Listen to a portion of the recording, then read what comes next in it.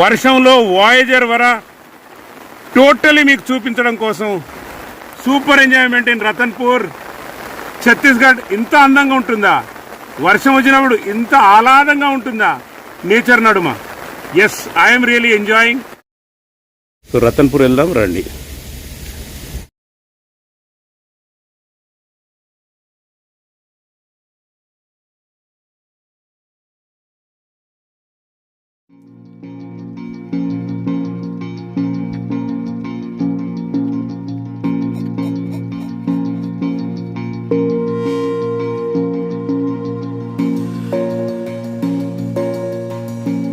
Hi hello हाले केम छो कम गड़ी सत श्री अकाल वनक्कम आदाब नमस्कार Ram Ram my dear friends. Badal Mahal ఇది అద్భుతమైన ప్లేస్ అని మనం చెప్పొచ్చు. కానీ బ్యాడ్ లక్ అంటే శిథిలా వ్యవస్థలో ఇంత పడిపోయి ఉన్న గోడలు మాత్రమే మనకు కనబడుతున్నాయి.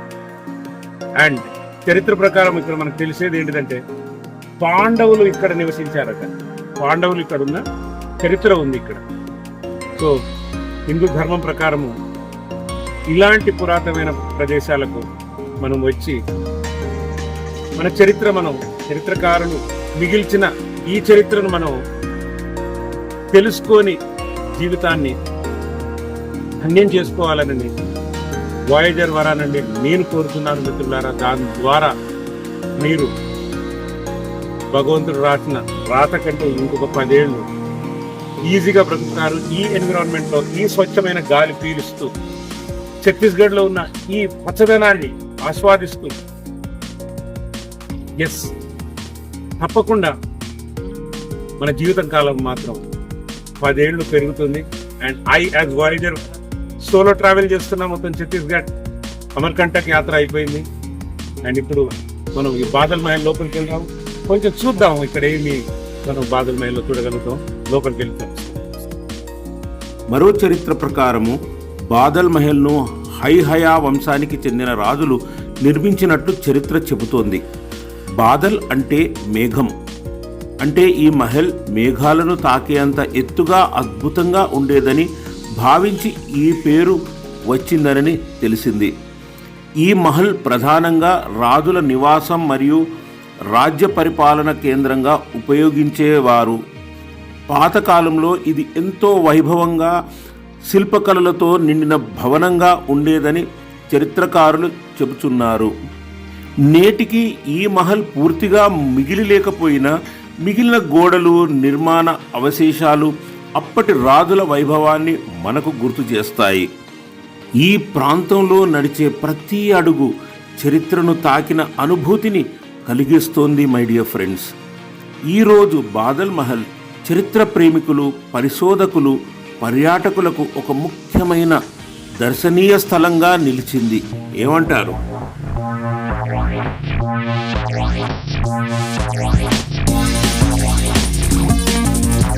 శిథిలావస్థలు అన్నీ ఇలా శిథిలాలు ఎక్కడికక్కడ కూలిపోయి చివరికి మనం ఇంకా 5-10 సంవత్సరాలలో ఇక్కడ ఇది కూడా ఉండదు. ఈ గోడలు కూడా ఇరిగిపోతాయి మిత్రులారా. సో రావాలనుకున్న వాళ్ళు రండి. నాకు ఈ గద్దె మాత్రం ఏదో కనబడుతుంది.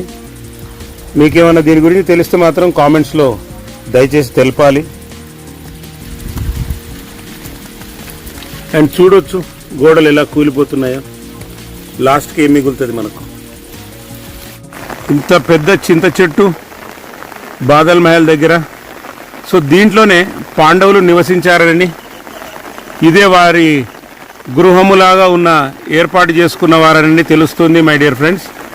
అండ్ ఇటు వచ్చేసి ఈ కట్టడం గురించా మీరు చూడొచ్చు. ఇది జస్ట్ ఇక్కడితో అంతం కావడం లేదు, చుట్టుగా ఉంది. వర్షం అయితే జోరుగా దంచుతుంది. ఈ కంపౌండ్ వాల్ ఏదైతే మనం చూస్తున్నామో, ఈ కంపౌండ్ వాల్ చుట్టూ కూడా ఈ కట్టడం అనే నాకు అనిపిస్తుంది మిత్రులారా. ఈ ప్రాంగణంలో పాండవులు నివసించారట.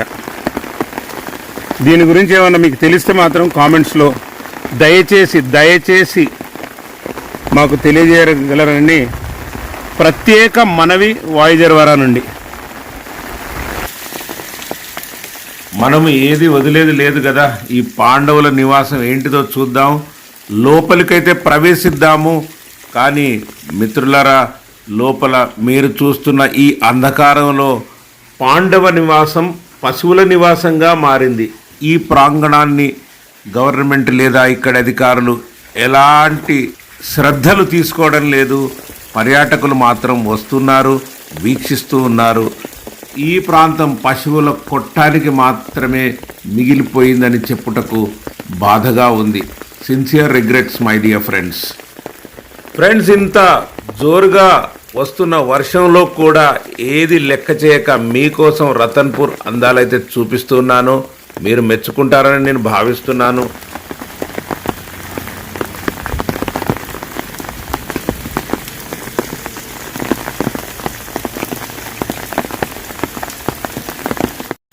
ఫ్రెండ్స్, బాదల్ మహల్ చూశారు కదా. ఇక మనము వేరే డెస్టినేషన్కి వెళ్దాము. And thank you for watching Voyager Vara. I sign off. మీ హోస్ట్ వరప్రసాద్. అండ్ సబ్స్క్రైబ్ చేయని వారు తప్పకుండా నా ఛానల్ని సబ్స్క్రైబ్ చేయండి. ఇలాంటి ఆదరణ, ఆప్యాయత ఇస్తూ ఉండండి. I need your support. ఏమంటారు? Thank you so much. Good bye. Bye. Thanks for watching Voyager Vara. నేను మీ host Varaprasad signing off. Good by.